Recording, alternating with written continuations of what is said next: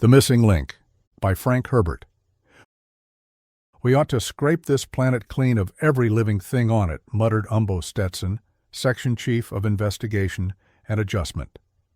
Stetson paced the landing control bridge of his scout cruiser. His footsteps grated on a floor that was the rear wall of the bridge during flight. But now the ship rested on its tail fins, all 400 glistening red and black meters of it. The open ports of the bridge looked out on the jungle roof of Guyana, some 150 meters below. A butter-yellow sun hung above the horizon, perhaps an hour from setting. "Clean as an egg," he barked. He paused in his round of the bridge, glared out the starboard port, spat into the fire-blackened circle that the cruiser's jets had burned from the jungle. The IA section chief was dark-haired, gangling, with large head and big features. He stood in his customary slouch, a stance not improved by sack-like patched blue fatigues. Although on this present operation he rated the flag of a division admiral, his fatigues carried no insignia. There was a general unkempt, straggling look about him. Lewis Orne, junior IA field man with a maiden diploma, stood at the opposite port, studying the jungle horizon. Now and then he glanced at the bridge control console, the chronometer above it, the big translite map of their position, tilted from the opposite bulkhead. A heavy planet native, he felt vaguely uneasy on this Guyana 3 with its gravity of only 7/8 Terran standard. The surgical scars on his neck, where the micro-communications equipment had been inserted, itched maddeningly. He scratched. "Ha," said Stetson. "Politicians."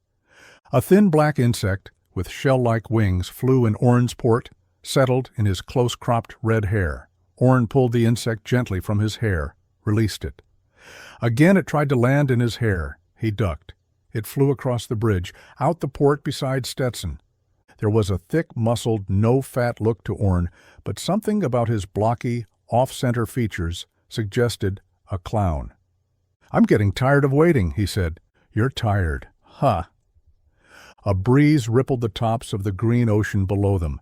Here and there red and purple flowers jutted from the verdure, bending and nodding like an attentive audience.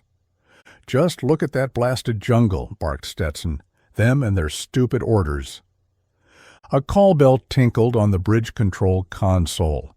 The red light above the speaker grid began blinking. Stetson shot an angry glance at it. "Yeah, Hal?" "Okay, Stet. Orders just came through. We use Plan C. ComGo says to brief the field man and jet out of here." "Did you ask them about using another field man?"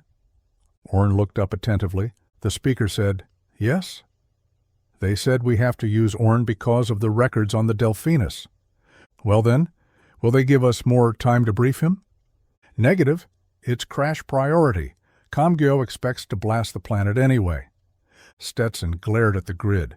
Those fat-headed, lard-bottomed, pig-brained politicians! He took 2 deep breaths, subsided. "Okay, tell them we'll comply." "One more thing, Stet." "What now?" "I've got a confirmed contact." Instantly, Stetson was poised on the balls of his feet, alert. "Where?" "About 10 kilometers out. Section AAB-6. "How many?" "A mob. You want I should count them?" What are they doing?"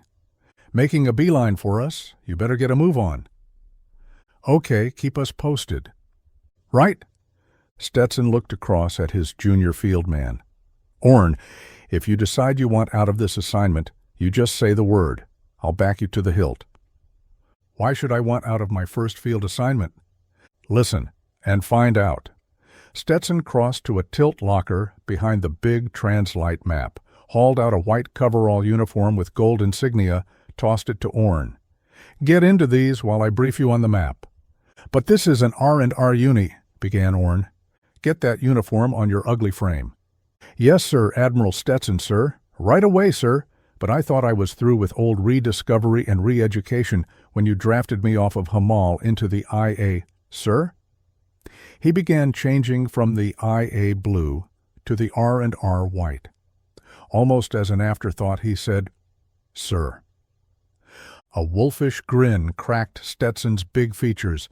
I'm so happy you have the proper attitude of subservience toward authority. Orn zipped up the coverall uniform. Oh, yes, sir. Okay, Orn, pay attention. Stetson gestured at the map with its green superimposed grid squares.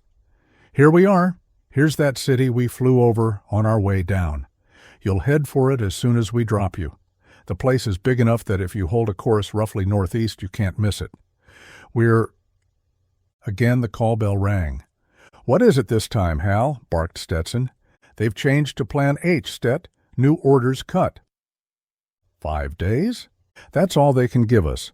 Comgo says he can't keep the information out of High Commissioner Ballone's hands any longer than that. It's 5 days for sure, then. Is this the usual R&R foul-up? Asked Orn. Stetson nodded.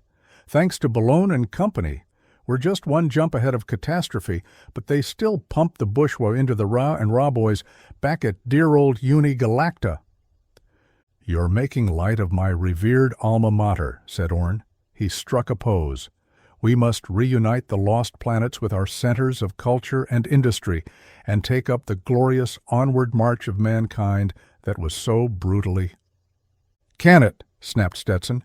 We both know we're going to rediscover one planet too many someday. Rim War all over again. But this is a different breed of fish. It's not, repeat, not a rediscovery. Orn sobered. Alien? Yes. Alien, a never-before-contacted culture. That language you were force-fed on the way over, that's an alien language. It's not complete, all we have off the minis. And we excluded data on the natives because we've been hoping to dump this project and nobody the wiser. Holy Mizzou! 26 days ago, an IA search ship came through here, had a routine mini-sneaker look at the place. When he combed in his net of sneakers to check the tapes and films, lo and behold, he had a little stranger. One of theirs? Number, it was a mini off the Delphinus rediscovery. The Delphinus has been unreported for 18 standard months. Did it crack up here? We don't know. If it did, we haven't been able to spot it. She was supposed to be way off in the Ballantine system by now, but we've something else on our minds. It's the one item that makes me want to blot out this place and run home with my tail between my legs. Again the call bell chimed. Now what? Roared Stetson into the speaker. I've got a mini over that mob, Stet. They're talking about us. It's a definite raiding party. What armament? Too gloomy in that jungle to be sure. The infrabeams out on this mini looks like hard pellet rifles of some kind. Might even be off the Delphinus. Can't you get closer? Wouldn't do any good. No light down there, and they're moving up fast. Keep an eye on them, but don't ignore the other sectors, said Stetson. You think I was born yesterday? Barked the voice from the grid. The contact broke off with an angry sound. One thing I like about the IA, said Stetson, it collects such even-tempered types. He looked at the white uniform on Orn, wiped a hand across his mouth as though he'd tasted something dirty. Why am I wearing this thing? Asked Orn. Disguise. But there's no mustache? Stetson smiled without humor. That's one of IA's answers to those fat keistered politicians. We're setting up our own search system to find the planets before they do. We've managed to put spies in key places at R&R. Any touchy planets our spies report, we divert the files. Then what? Then we look into them with bright boys like you, disguised as R and R field men. Goody, goody. And what happens if R&R stumbles onto me while I'm down there playing patty cake? We disown you. But you said an IA ship found this joint. It did. And then one of our spies in R&R intercepted a routine request for an agent instructor to be assigned here with full equipment, request signed by a first contact officer name of the Delphinus. But the missing. The request was a forgery. Now you see why I'm mostly for rubbing out this place. Who'd dare forge such a thing unless he knew for sure that the original FC officer was missing or dead? What the jumped-up Mizzou are we doing here, Stet? Asked Orn. Alien calls for a full contact team with all of the... It calls for one planet buster bomb, Buster, in 5 days. Unless you give them a white bill in the meantime, High Commissioner Balone will have word of this planet by then. If Gina 3 still exists in 5 days, can't you imagine the fun the politicians will have with it? Mamma mia, we want this planet cleared for contact or dead before then. I don't like this, Stet. You don't like it. Look, said Orrin, there must be another way. Why, when we teamed up with the Alerinoids, we gained 500 years in the physical sciences alone, not to mention the Alerinoids didn't knock over one of our survey ships first. What if the Delphinus just crashed here, and the locals picked up the pieces? That's what you're going in to find out, Orrin, but answer me this. If they do have the Delphinus, how long before a tool-using race could be a threat to the galaxy? I saw that city they built, Stet. They could be dug in within 6 months, and there'd be no... Yeah, Orrin shook his head. But think of it. 2 civilizations that matured along different lines. Think of all the different ways we'd approach the same problems. The lever that'd give us for... You sound like a Unigalacta lecture. Are you through marching arm in arm into the misty future? Orrin took a deep breath. Why's a freshman like me being tossed into this dish? You'd still be on the Delphinus master lists as an R&R field man. That's important, if you're masquerading. Am I the only one? I know I'm a recent convert, but you want out? I didn't say that. I just want to know why I'm... Because the big domes fed a set of requirements into one of their iron monsters. Your card popped out. They were looking for somebody capable, dependable, and expendable. Hey! That's why I'm down here briefing you instead of sitting back on a flagship. I got you into the IA. Now, you listen carefully. If you push the panic button on this one without cause, I will personally flay you alive. We both know the advantages of an alien contact, but if you get into a hot spot and call for help, I'll dive this cruiser into that city to get you out. Orrin swallowed. Thanks, Stet. We're going to take up a tight orbit. Out beyond us will be 5 transports full of IA Marines and a Class 9 monitor with 1 planet buster. You're calling the shots, God help you. First, we want to know if they have the Delphinus, and if so, where it is. Next, we want to know just how warlike these goons are. Can we control them if they're bloodthirsty? What's their potential? In 5 days? Not a second more. What do we know about them? Not much. They look something like an ancient Terran chimpanzee, only with blue fur, faces hairless, pink-skinned. Stetson snapped a switch. The translite map became a screen with a figure frozen on it. Like that. This is life-size. Looks like the missing link they're always hunting for, said Orrin. Yeah, but you've got a different kind of a missing link. Vertical slit pupils in their eyes, said Orrin. He studied the figure. It had been caught from the front by a mini-sneaker camera, about 5 feet tall. The stance was slightly bent forward, long arms, 2 vertical nose slits, a flat lipless mouth, receding chin, 4-fingered hands. It wore a wide belt from which dangled neat pouches and what looked like tools, although their use was obscure. There appeared to be the tip of a tail protruding from behind one of the squat legs. Behind the creature towered the fairy spires of the city they'd observed from the air. Tails? Asked Orrin. Yeah, they're arboreal. Not a road on the whole planet that we can find, but there are lots of vine lanes through the jungles. Stetson's face hardened. Match that with a city as advanced as that one. Slave culture? Probably. How many cities have they? We've found 2. This one and another on the other side of the planet. But the other one's a ruin. A ruin why? You tell us. Lots of mysteries here. What's the planet like? Mostly jungle. There are polar oceans, lakes, and rivers. One low mountain chain follows the equatorial belt about 2/3 around the planet. But only 2 cities, are you sure? Reasonably so.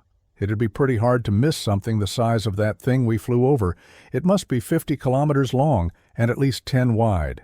Swarming with these creatures, too. We've got a zone count estimate that places the city's population at over 30 million. Those are tall buildings, too. We don't know much about this place, Orrin, and unless you bring them into the fold, There'll be nothing but ashes for our archaeologists to pick over. Seems a dirty shame. I agree, but... The call bell jangled. Stetson's voice sounded tired. Yeah, Hal? That mob's only about 5 kilometers out, Stet. We've got Orn's gear outside in the disguised air sled. We'll be right down. Why a disguised sled? Asked Orn. If they think it's a ground buggy, they might get careless when you most need an advantage. We could always scoop you out of the air, you know. What are my chances on this one, Stet? Stetson shrugged. I'm afraid they're slim. These goons probably have the Delphinus, and they want you just long enough to get your equipment and everything you know. Rough as that, eh? According to our best guess, if you're not out in 5 days, we blast. Orn cleared his throat. Want out? Asked Stetson. No. Use the backdoor rule, son. Always leave yourself a way out. Now, let's check that equipment the surgeons put in your neck. Stetson put a hand to his throat. His mouth remained closed, but there was a surf-hissing voice in Orn's ears. You read me? Sure, I can... No, hissed the voice. Touch the mic contact. Keep your mouth closed. Just use your speaking muscles without speaking. Orn obeyed. Okay, said Stetson. You come in loud and clear. I ought to. I'm right on top of you. There'll be a relay ship over you all the time, said Stetson.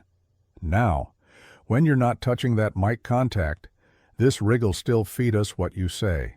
And everything that goes on around you, too. We'll monitor everything. Got that? Yes. Stetson held out his right hand. Good luck. I meant that about diving in for you. Just say the word. I know the word, too, said Orn. Help! Gray mud floor and gloomy aisles between monstrous bluish tree trunks, that was the jungle. Only the barest weak glimmering of sunlight penetrated to the mud.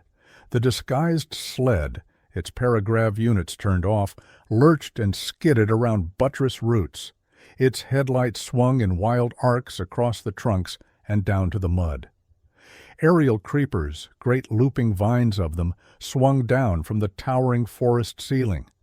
A steady drip of condensation spattered the windshield, forcing Orn to use the wipers. In the bucket seat of the sled's cab, Orn fought the controls. He was plagued by the vague, slow-motion floating sensation that a heavy planet native always feels in lighter gravity. It gave him an unhappy stomach. Things skipped through the air around the lurching vehicle, flitting and darting things. Insects came in twin cones, siphoned toward the headlights. There was an endless chittering, whistling, talking in the gloom beyond the lights. Stetson's voice hissed suddenly through the surgically implanted speaker. How's it look? Alien? Any sign of that mob? Negative? Okay, we're taking off. Behind Orn, there came a deep rumbling roar that receded as the scout cruiser climbed its jets. All other sounds hung suspended in after silence, then resumed, the strongest first, and then the weakest. A heavy object suddenly arced through the headlights, swinging on a vine. It disappeared behind a tree. Another. Ghostly shadows with vine pendulums on both sides. Something banged down heavily onto the hood of the sled. Orn braked to a creaking stop that shifted the load behind him, found himself staring through the windshield at a native of Gina 3. The native crouched on the hood, a Mark 20 exploding pellet rifle in his right hand directed at Orn's head. In the abrupt shock of meeting, Orn recognized the weapon, standard issue to the Marine Guards on all R and R survey ships. The native appeared the twin of the one Orn had seen on the translite screen. The four-fingered hand looked extremely capable around the stock of the Mark 20. Slowly, Orn put a hand to his throat, pressed the contact button. He moved his speaking muscles. Just made contact with the mob. One on the hood now has one of our Mark 20 rifles aimed at my head. The surf hissing of Stetson's voice came through the hidden speaker. Want us to come back? Negative. Stand by. He looks cautious rather than hostile. Orn held up his right hand, palm out. He had a second thought, held up his left hand too. Universal symbol of peaceful intentions. Empty hands. The gun muzzle lowered slightly. Orn called into his mind the language that had been hypnoforced into him. Ochiro? Number that means the people. Ah, and he had the heavy, fricative greeting sound. Froira Grazi, he said. The native shifted to the left, answered in pure, unaccented high Galactese, "Who are you?" Orn fought down a sudden panic. The lipless mouth had looked so odd forming the familiar words. Stetson's voice hissed, "Is that the native speaking Galactese?" Orn touched his throat. "You heard him." He dropped his hand, said, "I am Lewis Orn of Rediscovery and Reeducation. I was sent here at the request of the first contact officer on the Delphinus Rediscovery." "Where is your ship?" demanded the Guianan. "It put me down and left." "Why?" "It was behind schedule for another appointment." Out of the corners of his eyes, Orn saw more shadows dropping to the mud around him. The sled shifted as someone climbed onto the load behind the cab. The someone scuttled agilely for a moment. The native climbed down to the cab side step, opened the door. The rifle was held at the ready. Again, the lipless mouth formed Galactese words. "What do you carry in this vehicle?" "The equipment every R&R field man uses to help the people of a rediscovered planet improve themselves." Orn nodded at the rifle. "Would you mind pointing that weapon some other direction? It makes me nervous." The gun muzzle remained unwaveringly on Orn's middle. The native's mouth opened, revealing long canines. "Do we not look strange to you?" "I take it there's been a heavy mutational variation in the humanoid norm on this planet," said Orn. "What is it? Hard radiation?" No answer. "It doesn't really make any difference, of course," said Orn. "I'm here to help you." "I am Tanub, High Path Chief of the Grazi," said the native. "I decide who is to help." Orn swallowed. "Where do you go?" demanded Tanub. "I was hoping to go to your city. Is it permitted?" A long pause while the vertical slit pupils of Tanub's eyes expanded and contracted. "It is permitted." Stetson's voice came through the hidden speaker. "All bets off. We're coming in after you. That Mark 20 is the final straw. It means they have the Delphinus for sure." Orn touched his throat. "No, give me a little more time." "Why?" "I have a hunch about these creatures." "What is it?" "No time now. Trust me." Another long pause in which Orn and Tanub continued to study each other. Presently, Stetson said, "Okay, go ahead as planned, but find out where the Delphinus is. If we get that back, we pull their teeth." "Why do you keep touching your throat?" demanded Tanub. "I'm nervous," said Orn. "Guns always make me nervous."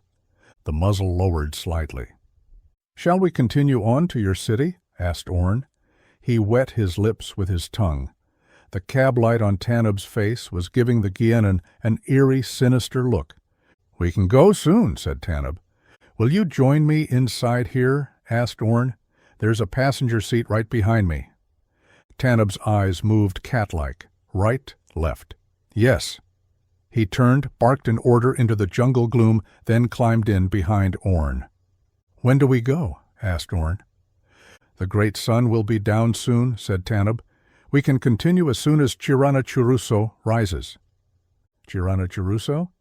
"Our satellite, our moon," said Tanub. "It's a beautiful word," said Orn. "Chirana Churuso." "In our tongue it means the limb of victory," said Tanub. "By its light we will continue." Orn turned, looked back at Tanub. "Do you mean to tell me that you can see by what light gets down here through those trees?" "Can you not see?" asked Tanub. "Not without the headlights?" "Our eyes differ," said Tanub. He bent toward Orn, peered. The vertical slit pupils of his eyes expanded, contracted. "You are the same as the others." "Oh, on the Delphinus?" Pause. "Yes." Presently, a greater gloom came over the jungle, bringing a sudden stillness to the wildlife. There was a chittering commotion from the natives in the trees around the sled. Tanub shifted behind Orn. "We may go now," he said, slowly, "to stay behind my scouts." "Right?" Orn eased the sled forward around an obstructing root. Silence while they crawled ahead. Around them, shapes flung themselves from vine to vine. "I admired your city from the air," said Orn. "It is very beautiful." "Yes," said Tanub. "Why did you land so far from it?" "We didn't want to come down where we might destroy anything." "There is nothing to destroy in the jungle," said Tanub. "Why do you have such a big city?" asked Orn. Silence. I said, "Why do you—" "You are ignorant of our ways," said Tanub. "Therefore I forgive you. The city is for our race. We must breed and be born in sunlight. Once, long ago, we used crude platforms on the tops of the trees. Now, only the wild ones do this." Stetson's voice hissed in Orn's ears. "Easy on the sex line, boy." "That's always touchy. These creatures are oviparous. Sex glands are apparently hidden in that long fur behind where their chins ought to be." "Who controls the breeding sites controls our world," said Tanub. "Once there was another city. We destroyed it." "Are there many wild ones?" asked Orn. "Fewer each year," said Tanub. "There's how they get their slaves," hissed Stetson. "You speak excellent Galactese," said Orn. "The High Path Chief commanded the best teacher," said Tanub. "Do you too know many things, Orn?" "That's why I was sent here," said Orn. "Are there many planets to teach?" asked Tanub. "Very many," said Orn. "Your city. I saw very tall buildings. Of what do you build them?" "In your tongue, glass," said Tanub. "The engineers of the Delphinus said it was impossible. As you saw, they are wrong." "A glass-blowing culture," hissed Stetson. "That'd explain a lot of things." Slowly, the disguised sled crept through the jungle. Once, a scout swooped down into the headlights, waved. Orn stopped on Tanub's order, and they waited almost 10 minutes before proceeding. "Wild ones?" asked Orn. "Perhaps," said Tanub. A glowing of many lights grew visible through the giant tree trunks. It grew brighter as the sled crept through the last of the jungle, emerged in cleared land at the edge of the city. Orn stared upward in awe. The city fluted and spiraled into the moonlit sky. It was a fragile-appearing lacery of bridges, winking dots of light. The bridges wove back and forth from building to building until the entire visible network appeared one gigantic, dew-glittering web. "All that with glass," murmured Orn. "What's happening?" hissed Stetson. Orn touched his throat contact. "We're just into the city clearing, proceeding toward the nearest building." "This is far enough," said Tanub. Orn stopped the sled. In the moonlight, he could see armed Guianans all around. The buttressed pedestal of one of the buildings loomed directly ahead. It looked taller than had the scout cruiser in its jungle landing circle. Tanub leaned close to Orn's shoulder. "We have not deceived you, have we, Orn?" "Huh? What do you mean?" "You have recognized that we are not mutated members of your race." Orn swallowed. Into his ears came Stetson's voice. "Better admit it." "That's true," said Orn. "I like you, Orn," said Tanub. "You shall be one of my slaves. You will teach me many things." "How did you capture the Delphinus?" asked Orn. "You know that, too?" "You have one of their rifles," said Orn. "Your race is no match for us, Orn. In cunning, in strength, in the prowess of the mind, your ship landed to repair its tubes, very inferior ceramics in those tubes." Orn turned, looked at Tanub in the dim glow of the cab light. "Have you heard about the IA, Tanub?" "IA? What is that?" There was a wary tenseness in the Guinan's figure. His mouth opened to reveal the long canines. "You took the Delphinus by treachery?" asked Orn. "They were simple fools," said Tanub. "We are smaller, thus they thought us weaker." The Mark 20's muzzle came around to center on Orn's stomach. "You have not answered my question. What is the IA?" "I am of the IA," said Orn. "Where have you hidden the Delphinus?" "In the place that suits us best," said Tanub. "In all our history, there has never been a better place." "What do you plan to do with it?" asked Orn. "Within a year we will have a copy with our own improvements. After that—" "You intend to start a war?" asked Orn. "In the jungle the strong slay the weak until only the strong remain," said Tanub. And then the strong prey upon each other? Asked Orne. That is a quibble for women, said Tanub. It's too bad you feel that way, said Orne. When two cultures meet like this, they tend to help each other. What have you done with the crew of the Delphinus? They are slaves, said Tanub, those who still live. Some resisted. Others objected to teaching us what we want to know. He waved the gun muzzle. You will not be that foolish, will you, Orne? No need to be, said Orne. I've another little lesson to teach you. I already know where you've hidden the Delphinus. Go, boy, hissed Stetson. Where is it?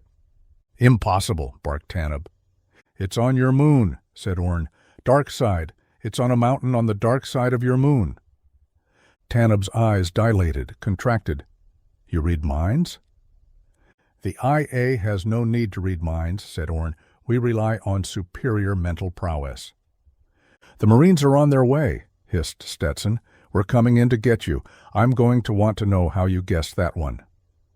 You are a weak fool like the others, gritted Tanub. It's too bad you formed your opinion of us by observing only the low grades of the R&R, said Orne. Easy, boy, hissed Stetson. Don't pick a fight with him now. Remember, his race is arboreal. He's probably as strong as an ape. I could kill you where you sit, grated Tanub. You write finish for your entire planet if you do, said Orne. I'm not alone. There are others listening to every word we say. There's a ship overhead that could split open your planet with one bomb, wash it with molten rock. It'd run like the glass you use for your buildings. You are lying. We'll make you an offer, said Orne. We don't really want to exterminate you. We'll give you limited membership in the Galactic Federation until you prove you're no menace to us. Keep talking, hissed Stetson. Keep him interested. You dare insult me? Growled Tanub. You had better believe me, said Orne. Stetson's voice interrupted him. Got it, Orne? They caught the Delphinus on the ground right where you said it'd be. Blew the tubes off it. Marines now mopping up. It's like this, said Orne. We already have recaptured the Delphinus. Tanub's eyes went instinctively skyward. Except for the captured armament you still hold, you obviously don't have the weapons to meet us, continued Orne. Otherwise you wouldn't be carrying that rifle off the Delphinus. If you speak the truth, then we shall die bravely, said Tanub. No need for you to die, said Orne. Better to die than be slaves, said Tanub. We don't need slaves, said Orne. I cannot take the chance that you are lying, said Tanub. I must kill you now. Orne's foot rested on the air sled control pedal. He depressed it. Instantly the sled shot skyward, heavy G's pressing them down into the seats. The gun in Tanub's hands was slammed into his lap. He struggled to raise it. To Orne, the weight was still only about twice that of his home planet of Chargon. He reached over, took the rifle, found safety belts, bound Tanub with them. Then he eased off the acceleration. We don't need slaves, said Orne. We have machines to do our work. We'll send experts in here, teach you people how to exploit your planet, how to build good transportation facilities, show you how to mine your minerals, how to... And what do we do in return? Whispered Tanub. You could start by teaching us how you make superior glass, said Orne. I certainly hope you see things our way. We really don't want to have to come down there and clean you out. It'd be a shame to have to blast that city into little pieces. Tanub wilted. Presently he said, Send me back. I will discuss this with our council. He stared at Orne. You IAs are too strong. We did not know. In the wardroom of Stetson's scout cruiser, the lights were low, the leather chairs comfortable, the green-beige table set with a decanter of Hochar brandy and 2 glasses. Orne lifted his glass, sipped the liquor, smacked his lips. For a while there I thought I'd never be tasting anything like this again. Stetson took his own glass. Comgo heard the whole thing over the general monitor net, he said. Do you know you've been breveted to senior field man? Ah, they've already recognized my sterling worth, said Orne. The wolfish grin took over Stetson's big features. Senior field men last about half as long as the juniors, he said. Mortality's terrific. I might have known, said Orne. He took another sip of the brandy. Stetson flicked on the switch of a recorder beside him. Okay, You can go ahead any time. Where do you want me to start? First, how'd you spot right away where they'd hidden the Delphinus? Easy. Tanub's word for his people was Grazi. Most races call themselves something meaning the people, but in his tongue that's Ochiro. Grazi wasn't on the translated list. I started working on it. The most likely answer was that it had been adopted from another language and meant enemy. And that told you where the Delphinus was? Number. But it fitted my hunch about these Guianans. I'd kind of felt from the first minute of meeting them that they had a culture like the Indians of ancient Terra. Why? They came in like a primitive raiding party. The leader dropped right onto the hood of my sled, an act of bravery no less. Counting coup, you see? I guess so. Then he said he was High Path Chief. That wasn't on the language list either, but it was easy. Raider Chief. There's a word in almost every language in history that means raider and derives from a word for road, path, or highway. Highwayman, said Stetson. Raid itself, said Orn, an ancient Terran language corruption of road. Yeah, but where'd all this translation griff put? Don't be impatient. Glass-blowing culture meant they were just out of the primitive stage. That we could control. Next, he said their moon was Chirana Chiruso, translated as the limb of victory. After that, it just fell into place. How? The vertical slit pupils of their eyes. Doesn't that mean anything to you? Maybe. What's it mean to you? Night-hunting predator accustomed to dropping upon its victims from above. No other type of creature ever has had the vertical slit. And Tanub said himself that the Delphinus was hidden in the best place in all of their history. History? That'd be a high place. Dark, likewise. Ergo, a high place on the dark side of their moon. I'm a pie-eyed Grepus, whispered Stetson. Orn grinned, said, You probably are, sir. The end. Best Audiobooks for Free hopes that you have enjoyed this production of The Missing Link by Frank Herbert. Please subscribe to our channel on YouTube and Rumble, as your subscription is the support we need to create more great free content. Please look to our website at bestaudiobooksforfree.com for a complete list of our audiobooks.